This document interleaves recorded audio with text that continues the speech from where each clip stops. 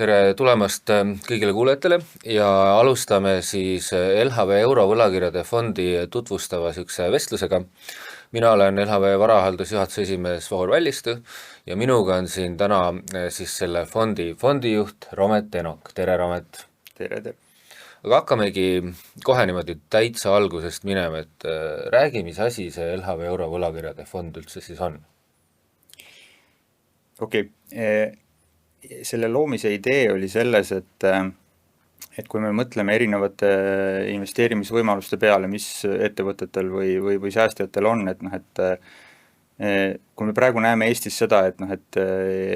lõviosa, väga suur osa on kõige madalama tootlusega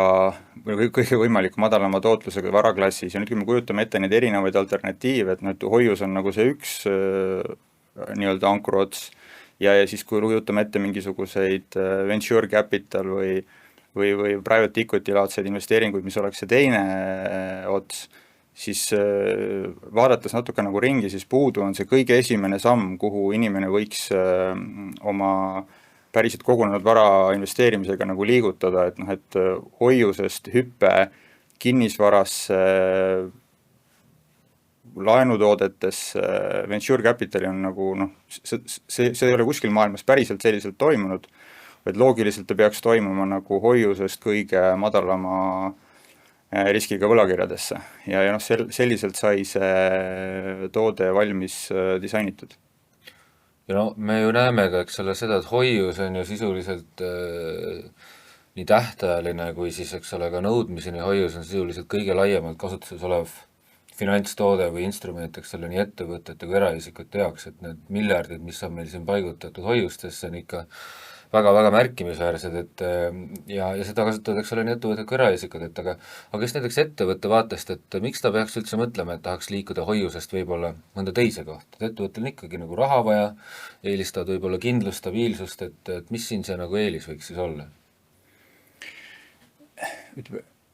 Mulle meeldib sellise nagu ütleme, nõudliku kliendi või nõudliku kasutaja vaatevinklis seda selgitada selliselt, et kui me toimetaksime sellises riigis nagu, ma ei tea, Saksamaa, Holland, Prantsusmaa, siis säästude omanikul on iga päev võimalik pangas hoiustada, aga see sama pank pakub talle terve väga laia valiku erinevaid võlakirju, millesse samuti investeerida. Ja see osa on nagu täiesti puudu Eestis, sellepärast me oleme lihtsalt nagu liiga väiksed, et see finantsturg nagu ise tekiks. Aga samal ajal, kui me vaatame, siis tegelikult kõik Eesti suuremad pangad, nii need, mis on nagu Skandinaavia omanduses, kui need, mis on kohalikus omanduses, kõik ise neid võlakirju müüvad nagu väljapoole Eestit, ehk siis nagu päris turule. Ja selle toote üks mõte ongi see, et me lihtsalt nagu ühendame need kaks otsa ära. Ja loomulikult see on palju laiem, et kui me võimaldame selle, et esimest korda saavad inimesed siis valida, et kas nad tahavad nagu hoiustada või võtta selle sama panga võlakirju, siis pangad moodustavad võib-olla ainult nagu veerandi või kolmandiku sellest turust, kus me võlakirju saame valida, et seal ülejäänud ettevõtted ja igasugu riigikehad annavad selle teise, et see võlakirja valik on veel palju laiem, aga tasub mõelda nagu esimesena, et see on lihtsalt nende samade pankade puhul teine valik, kus raha niikuinii hoiustatakse juba. Okei, aga äkki siis ongi hea korra niimoodi põgusalt üle käia ka selle, et kuhu see fond siis investeerib või mis teeb selle fondi nagu just nimelt Eesti turul siis sedavõrd unikaalseks? No okei, see on jah, selles mõttes, et mis on nagu võlakirja definitsioon võib-olla juba selle, et kui me võtame nagu suure enamus, ma ei tea, peaaegu kõik Eestis, kes puudutavad just terminiga kokku võlakirja, siis Eesti mõistes või nagu sellist tüüpi majanduse või turu mõistes see võlakiri on selline suhteliselt väike investeering, ebalikviidne ja ütleme, sellised nagu väiksed ettevõtted lasevad neid välja, kui me vaatame, mis on nagu lihtsalt elulised faktid Eestis või Baltikumis. Nüüd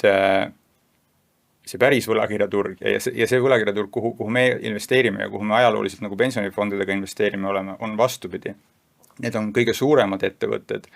ja miks nad kasutavad seda võlakirjaturgu on lihtsalt see, et neil ei ole mitte mingisugust ökonoomikat pankadega suhelda, nad saavad neid ise võlakirja kaudu odavamalt raha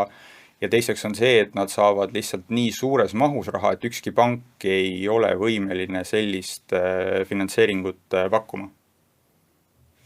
Okei, ja ma saangi aru, et ega siis ju tavaliselt ega väiksemal ettevõttel või ka suuremal ettevõttel Eestis, eks ole, kes just ei ole niisugune finantsinstitutsioon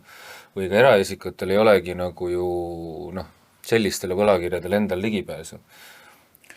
No see on, juriidilist takistust ei ole, lihtsalt igaüks piisavalt vaeva nähes on võimeline see tegema, aga noh, praktikas on seal takistus see, et minimaalsed tehingumahud on sellised, et noh, et siis peab selle portfelli endale ehitama ka miljonitesse või kümnetesse miljonitesse, et sa saaksid piisavalt nagu hajutada, et sellist asja nagu aktsiatega, et sa võid 10 euro või 100 euroga osta, et noh, see võlakirjaturg on ikkagi loodud professionaalsete investorite vaatevinklist, et isegi 1 miljon eurot on nagu noh, tegelikult väike tehing, et võlakirjadest tehakse tehinguid nagu 10 ja 50 miljoni kaupa tavaliselt. Aga tuleks võib-olla veel korra siia, et okei, et me oleme natukene rääkinud hoiusest, sinna läheme veel hiljem tagasi, aga miks peaks üldse keegi, kes noh, tegeleb või tahab tegeleda investeerimisega, vaatama siin olukorras, kus ma ei tea, aktsiaturgudel on olnud nagu nii head ajad, üldse võlakirjade poole, mitte nagu aktsiaturgude poole või mis nagu eesmärki see toode üldse näiteks mõne ettevõtte jaoks nagu täitma peaks? No okei, need on kaks väga erinevat küsimust, et kui me selle esimese osa võtame, siis noh, ma praegu sobran nagu kauges mälus, aga minu meelest, kui me võtame enamike suurte valuutade või suurte riikide finantsturud, siis see umbes on niimoodi, et ajalooliselt keskmiselt, et igal 3. või 4. aastal on tegelikult võlakirjaturg parema tootluse teinud kui aktsiaturg. Et noh, kui me võtame nagu, ma ei tea, aastakümnete pikkuse keskmise, siis sealt nagu on jäänud see mulje, et aktsiad on väga-väga kasumlikud ja võlakirjad ei ole, aga vastupidine fakt ongi see, et kujutage nagu oma eluliselt ette, et umbes iga 3. aasta või iga 4. aasta see võlakirjaturg on tegelikult nagu parema tootluse teinud. Ja noh, nüüd me võime sinna kõrvale panna seda, et kui palju samal ajal see tähelepanu saab, et noh, et see ei ole ligi lähedaseltki 1/3, et võib-olla see on nagu 5%, et noh, see on täiesti, ütleme väga-väga paljudele see on täiesti nagu aastamata maa ja täiesti kasutamata võimalus, et noh, see küsimuse teine pool vist oli, et noh, nagu ettevõtetega, et noh, see on sama asi, mis ma vist esimeses või teises küsimuses nagu natuke juba puudutasin, et noh, et ta on igas toimivas turumajanduses selline esimene samm pärast pangas hoiustamist, mida ettevõtted kasutavad. Et sa saad lihtsalt oma raha natukene kõrgema tootlusega tööle pannes, et noh, see vahe ajalooliselt on seal 1–2% aastas, sa ei anna peaaegu midagi ära, sa saad pigem nagu seda veel juurde, et need võlakirjad on päriselt ostetavad ja müüdavad iga päev, see turg on, nagu ma ütlesin, et noh, et pigem on seal nagu 10, 50, 100 miljonid ja miljardid tehingud, et erinevalt hoiusest on seal võimalik iga päev oma sääste sisse-välja liigutada ja ka nagu ütleme, erinevalt pangaga niimoodi nagu suhtlusest, et kogunenud intressid, kuidas tähtajalise hoiuse puhul alati nagu hilisem vaja midagi muuta on, siis on läbirääkimised, et mis saab nagu tähtajalistest hoiustest, et see võlakirjaturg on täiesti vastupidi, et kõik, mis intress koguneb, see on investori ja säästja oma, et noh, et tal on üks nagu palju erisusi, aga veel kord, et see bottom line on selge, et noh, et igal pool igas toimivas turumajanduses see on tegelikult ajalooliselt olnud esimene asi, kuhu säästjad on hoiuste kõrval liikunud. Okei, natuke nüüd puudutasid ka, aga ütleme, et Eesti tahab nüüd ka jõuda nii-öelda toimivasse turumajandusse lõpuks, eks ole, siis ka hoiuste kõrval hakata vaatama ka teisi instrumente, et sa korra mainisid, et likviidsus ja intressid, aga ütleme, et ongi ettevõte, kellel on näiteks noh, ta teab, et tal on siin, ma ei tea, järgmised mõnda aega, ütleme aasta või 2 on tal natukene raha üle, või rohkem raha üle, ütleme näiteks sooviks paigutada 50 000 eurot ja kaalub siin tõsimeeli, et noh, et kas ma peaksin tegema nii nagu varem, ehk siis valima siin mingisuguse mõistliku hoiuse, vaatama, mida erinevad pangad pakuvad või võib-olla siis kaaluma seda võlakirjafondi, et mis need argumendid on või erinevad nagu asjaolud on, millega siis seesama ettevõte võib-olla arvestama peaks, et seda valikut teha? No, kõige esimene on lihtne nagu see, et noh, et ikkagi, et kui sa arvad, et seda raha praktikas läheb, ma ei tea, nädala või kuu aja pärast vaja, et noh, siis tõenäosuslikult on jah, need võlakirjad on endiselt kasumlikumad ka selle perioodi jooksul, aga noh, praktikas peab nagu parima soovituse andma, et noh, tõenäoliselt ei ole mingisugust mõtet hakata neid tehinguid tegema. Nüüd on küsimus on sellest edasi minnes, mida pikemaks see periood läheb, kaua seda raha selliselt paigutada, noh, iga päevaga muutub see võlakirjades, ma ei räägi praegu isegi konkreetselt sellest fondist, aga ütleme nagu noh, lihtsalt kõrge reitinguga päris suurte ettevõtete võlakirjades selle raha hoidmine, mida pikem see periood on, iga päeva võrra see tõenäosus ja tootlus muutub selle säästja kasuks. Et noh, see on ka see, miks see turg nagu selliselt funktsioneerib, et need võlakirjad tavaliselt müüakse keskmiselt ka pikema tähtajaga kui hoiused, et noh, ükskõik millisel turul vaadata, et noh, et ega ju inimesed väga mingisugusest aastast nagu pikemaid hoiused praktikas ei tee, võlakirjad on keskmiselt pikemad, aga noh, nad, nagu ma ütlesin, et nad on iga päev ostetavad, müüdavad. Lihtsalt, et noh, need turuhindade liikumine on selline, et ma veel kord ütlen, et noh, et täiesti päriselt ennast nagu selle raha kasutaja vaatevinklisse pannes, et ülilühikese hoidmisperioodi puhul see lihtsalt ei tasu ära ja pank on täiesti okei koht, kus seda raha hoida. Okei, siis ta on nii-öelda juba natukene pikema perioodi peale ettevõtte jaoks siuke likviidsusjuhtimise või kapitali juhtimise instrument mingis mõttes või võimalus? No likviidsuse nagu eriti jah, kapitali on see noh, definitsiooni järgi peaks nagu pikemaajalisem olema, et seal võib olla ka mingid strateegilised eesmärgid, aga just nagu niisuguse likviidsete vabade vahendite tööle panemine, et noh, et see veel kord, et see võlakiri on väga-väga lähedane hoiusele, lihtsalt eesmärk on see raha nagu raskemalt tööle panna ja kõrgemat tootlust tooma panna selle raha omanikule. Samas on, eks ole, hoiusel on väga selge eelis, et noh, kui sa juba tead, et sul on näiteks siin aasta või 2 on seda raha üle, et sa saad ikkagi arvestada, noh, sisuliselt pank ju lubab sulle, eks ole, mingisuguse numbri, mingisuguse intressi, mis ta selle hoiuse pealt sulle selle perioodi peale maksab, et kuidas siin selle võlakirjafondiga see tootluse kujunemine üldse nagu käib või et kas saab ka selliseid lubadusi anda või on see noh, päris sellisel küll siiski nagu ei tööta? No need on väga sarnased instrumendid, et loomulikult igal võlakirjal on täpselt samamoodi oma intress olemas, et noh, et see on kogu selle võlakirja investeerimise mõte. Ja noh, siin on hea point nagu rõhutada ka selle meie fondiga ära, et noh, et esimene ja teine eesmärk sellel fondil on selgelt, et noh, lihtsalt nagu intressi korjamine. Et me ei, kuidas ma ütlen, et selle fondi nagu kasumi ja tootluse teenimise idee ei ole nagu esmajärjekorras absoluutselt mitte spekuleerimine mingite hindadega, et see on lihtsalt nendesse võlakirjadesse investeerimine ja intressi korjamine. Et nüüd, kui su küsimust natuke nagu edasi arendada, et noh, et nagu ma enne ütlesin, et need võlakirjade hinnad liiguvad ja noh, loomulikult me nii-öelda nagu oma nii, kuidas ma ütlen, nagu hinnang enda professionaalsusele kui ka nagu ajaloole on see, et meil üle aastate keskmiselt on õnnestunud nendest hindade liikumisest kasu saada ja meil on õnnestunud nagu klientidele midagi juurde teenida lisaks sellele intressile. Aga noh, intress on see, mis tiksub iga päev säästjale. Aga nende hinna liikumiste kasu saamine on tihti nagu selline, et on hea aasta, on halb aasta, on hea aasta, on halb aasta. No halb aastal reeglina on see, et neid võimalusi lihtsalt ei ole ja siis tuleb leppida selle intressiga, mis sealt saada on. Et lisaasi on veel muidugi see, et noh, et kui ükskõik, kas see on hoius või ütleme, kas nõudmiseni hoius või tähtajaline hoius, et sealt ei ole võimalik isegi teoreetiliselt mingisugust hinnavõitu saada. Võlakirjadega on väga lihtne lihtsalt see, et kui intressid langevad, siis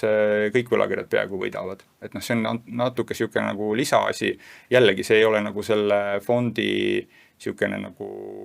kuidas ma ütlen, leib või siuke, mis selle esimene peaks olema, aga selline võimalus on alati seal natuke juures ja no, jällegi üle aastate keskmisena see annab jälle natuke juurde. Ja noh, võlakirjad on siuksed, kus igast nagu natukesest väiksest asjast see lõpuks tuleb täitsa hea asi kokku. Aga no teine asi, mis võib-olla siin ka potentsiaalseid investoreid, kas eraisikud või ettevõtteid võiks eks ole huvitada, on see, et kui sa valid endale selle tähtajalise hoiuse ja näiteks siiski vaatad, et sul on, ma ei tea, poole perioodi pealt raha vaja, eks ole, et siis kahjuks, eks ole, sa seda nii-öelda loodetud intressi ei saa. Et kuidas see võlakirjafondi puhul töötab, kui ma näiteks näen, et mul siiski kahjuks on nagu varem, kui ma varem arvasin, raha tarvis? Noh, nagu ma enne ütlesin, et me investeerime ainult või noh, väga suures osas ainult suurte ettevõtete instrumentidesse. Ja noh, need on iga päev ostetavad, müüdavad sellises mahus, et noh, see on üks maailma suurimaid finantsturge. Et noh, me seda nii-öelda nagu struktuuri nüüd, kuidas me selle kujundasime selle nii-öelda nagu Eestis ka kättesaadavaks, oli siis niisugune nagu avatud investeerimisfond ja noh, seal on vastavalt fondi tingimustele 5 päeva ja 5 päeva pärast selle, kui tehing sisse pannakse, on raha kontol, et noh, ta on sama hõlpsasti liigutatav või peaaegu sama vähe hiirevajutusi kui tähtajaliste hoiustega tegemine, et seal ei ole kuigi palju erinevust. Okei, ehk siis sisuliselt, kui ma soovin, siis ma saan iga hetk 5 päevaga oma investeeringu nii-öelda siis selles väärtuses, mis ta siis vahepeal kuhuda tõusnud või langenud on, eks selle kenasti kätte. Ja noh, see mõttes, et see on tegelikult nagu hea asi, mida rõhutada, et noh, et nagu võib-olla oleks pidanud juba alguse seda ütlema, aga et noh, kui teil on tähtajaline hoius, siis intress lisandub sellele. Praegu nende võlakirja lahendus ja see fond me oleme kujundanud niimoodi, et noh, see intressid makstakse siia fondi ja nüüd, kui investor soovib oma raha tagasi saada, siis ta müüb need fondiosakud ja saab lihtsalt selle fondiosaku sees nii selle algse investeeringu kui siis kogunenud intressi võrra oma raha tagasi. Okei. Ja nüüd tuleta korra meelde, et ma saan aru, et hiljuti sai aasta aega sellest fondi loomisest. 28. jaanuar. Okei, et kuidas see esimene aasta niimoodi tagasivaatavalt, kuidas rahule saab jääda? Väga rahulik aasta oli lihtsalt võlakirjaturgudel, ma ütlen, isegi väljaspool nagu Euroopat, aga Euroopas eraldi või Euroopas isegi eriti, et noh, et kui me nüüd kerime nagu seda linti tagasi, et noh, ainus sündmus, mis mingit tähelepanu sai või midagi mõjutas, oli ütleme need eelmise kevade Saksamaal valimised ja siis ütleme selle uue valitsuse kava noh, tõsiselt nagu riigi majandust ümber korraldud, et noh, niisugused asjad mõjutavad lihtsalt nagu üldist intressitaset, et see oli mingi nädal aega võib-olla niisugust vähe rohkem hinnaliikumisi, aga noh, veel kord, et võlakirjade puhul need on ikkagi võrreldes kõigi muude finantsvaradega, need on nagu väga-väga väiksed hinnaliikumised. See kõrvale jättes siis aasta oli nagu ülimalt rahulik ja noh, see on nagu selline aasta, kus meil see, ma ei tea,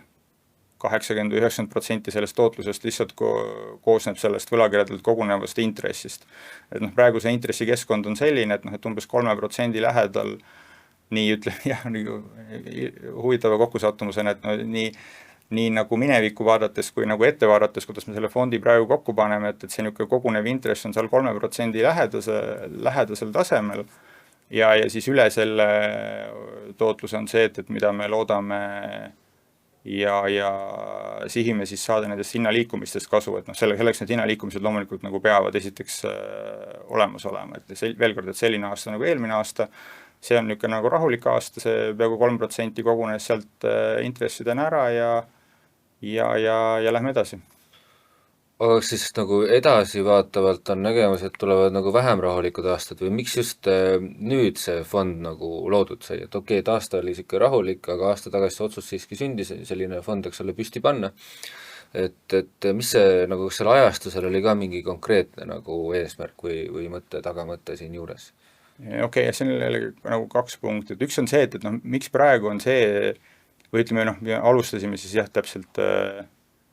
28. jaanuar eelmise aasta alguses, et noh, seal natuke läks meil aega, aga et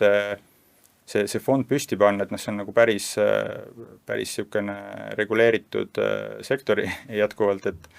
et noh, ikkagi see peamine põhjus ajastuses on see, et noh, kui me võtame viimast rohkem kui 10 aastat, siis enamus sellest perioodist oli ju tegelikult, kui me praeguseks tundub juba nagu unustatud olevat, aga oli ju periood, kus intressi ei olnudki sisuliselt olemas. Et noh, siin tuleb see keskpankade suur mõju sellele finantsturule nagu välja, et noh, sellises olukorras, kus Euroopa Keskpank sisuliselt selle turu nagu ära rikkus investorite jaoks, kus olukord oli, et noh, et võlakirjad teenisid, või noh, see oli isegi teooria, me võime öelda, mida me suutsime nagu konservatiivsete pensionifondide pealt näiteks, et noh, me suutsime isegi selles negatiivse intressi keskkonnas seal võib-olla 0,5% või 1% nagu aastas tootlust teha, noh ja ettevõtted said ju lihtsalt nagu raha või ettevõtted või investorid said raha ju hoida ikkagi pangas nagu 0%-ga isegi negatiivses intressikeskkonnas. Nüüd on see vahe nagu noh, hoopis teine ja noh, see pööre tuli kiiresti, siis tulid need Ukraina sõjašokid ja energiahinnad, kõik asjad otsa, see nagu sai läbi näritud ja nüüd mingisugune uus tasakaalupunkt saavutati, intressid olid jälle esimest korda mingi 8 aasta või 9 aasta jooksul nagu päriselt olemas. Ja noh, siis teine asi paralleelselt, et kui me enne selle aja peale mõtleksime, et noh, 15 või 20 aastat tagasi Eestis ei olnud ka nii palju nagu sääste ja hoiuseid, et sellise toote järgi oleks ka nõudlust olnud. Et noh, nüüd on siis nagu lihtsalt mõlemad juhtunud lõpuks kokku niimoodi nagu noh, alguse juurde tagasi tulles, et mingisugune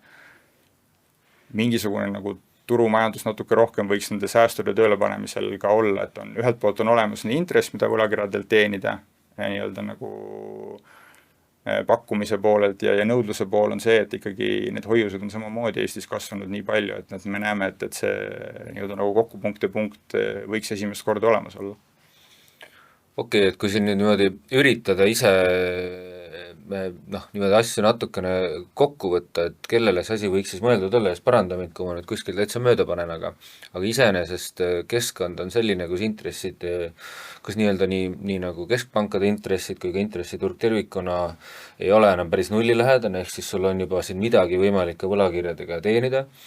sul on ettevõtetel ja eraisikutel hoiuseid tegelikult ju väga palju, mis on suuresti kas niisama kontodel seismas või siis teenimas vähe paindlike tingimustega suhteliselt madalat hinda või marginaali või nii-öelda tootlus siis inimestele, eks ole. Ja tegelikult on siis turul nüüd juba üle aasta ja juba väikese ajalooga ka täitsa toode, mille suunas nagu vaadata, kui on huvi likviidsust juhtida võib-olla natukene teistmoodi, et ei taha väga suurt riski võtta, aga ei taha ka lihtsalt raha kontol hoida. Et kellele siis ta sellisel juhul, ma saangi aru, et ongi mõeldud siis nagu sisuliselt ettevõtetele, eraisikutele, kes näevad, et natuke on raha üle või oskad sa veel öelda, et kellele nii-öelda sina julgeksid öelda, et vot, et nemad võiksid ausalt öeldes vaadata, et see fond on olemas ja sinna võiks täitsa raha paigutada? Ei no nagu ma selle enne ütlesin, et ma arvan, et see on nagu lihtsalt ebamõistlikult vähe tähelepanu saav ja alahinnatud investeerimisvõimalus üldse, et jällegi, et ma arvan, et mälu järgi öeldes, et see peaaegu iga 3. või iga 4. aasta ta isegi võidab aktsiaturgu nii-öelda nagu otsese nagu tootlusega, et ma arvan, et jällegi see oli nagu minu arvamus, et kui me lihtsalt võtad siukse vähe pikema majandusajalooga riigid, siis minu kogemuse põhjal lõviosa investoreid või lõviosa mingit kapitaliomanike, isegi need, kes 70% peaaegu alati aktsiates omavad samal ajal kõrval ka mingisugust osa alati võlakirja, või peaaegu alati nendes võlakirjades. Et et see tuleb sellest samast nagu stabiliseerivast faktorist, et need hinnad liiguvad teistmoodi ja ütleme, selle intressi korjamine on selge nagu osa niisuguse investeerimisfilosoofia või tegevuse mõte nendes kultuurides, kus investeeritud on nagu aastasadu, mitte nagu 30 aastat, kus on nähtud nagu igasugu tsükleid. Et me lihtsalt praegu, nagu ma enne ütlesin, mis põhjustel, et me eelmisel aastal jõudsime lihtsalt selle fondi või öelda selle lahenduse nagu disainimiseni pensionifondides ja ütleme nagu portfellides, me oleme sellel turul osalenud enam kui 20 aastat, et meil on selge veendumus, et mida me teeme ja kuidas me teeme, et nüüd on see lihtsalt ka sellises vormis Eestis lõpuks säästjatel kätte saada. Ehk siis kõik, kes tunnevad, et ei sooviks raha lihtsalt kontol hoida ja võiks ikkagi niimoodi suhteliselt madala riskiga võlakirjade tootlusest osa saada, tutvuge siis soovi korral lähemalt ja niisuguse olulise küsimusena võib-olla veel, et kas fondijuht ise on ka oma rahaga investor? Ei no ma arvan, nagu põhimõtteliselt fondijuht ei tohiks kunagi pakkudagi ühtegi tooret, kus ta investor ei oleks, aga noh, nagu igasuguse sellest viimase pool tunni, mis ma nagu üritasin selgitada loogikast lähtuvalt, et mina vahetasin esimesel päeval, kui see fond avanes, lõviosa oma hoiusest sinna võlakirja fondi, et noh, et lihtsalt kõrgema tootluse sihiga, et isegi ilma selleta, et ma veel kord ütlen, et iga fondijuht loomulikult peaks nagu oma fondis investor olema. Okei, aga soovid sa veel miskit lisada, mida ma ei taibanud küsida? Ei, sa taipasid päris palju küsida, et selles mõttes, et ma arvan, et see ülevaade sai niisugune paraja tooniga ja paraja ilma liiga pikalt nagu igasse detaili sisenemata, et ma arvan, et see toimis. Aga siis on meie poolt praeguseks kõik, aitäh kõigile kuulajatele, loodetavasti leiate rohkem informatsiooni siis LHV erinevatest kanalitest ja muidugi alati täiendavate küsimuste korral saate lisaks uurida, kirjutada, et vastame neile meeleldi ja aitäh kõigile! Aitäh!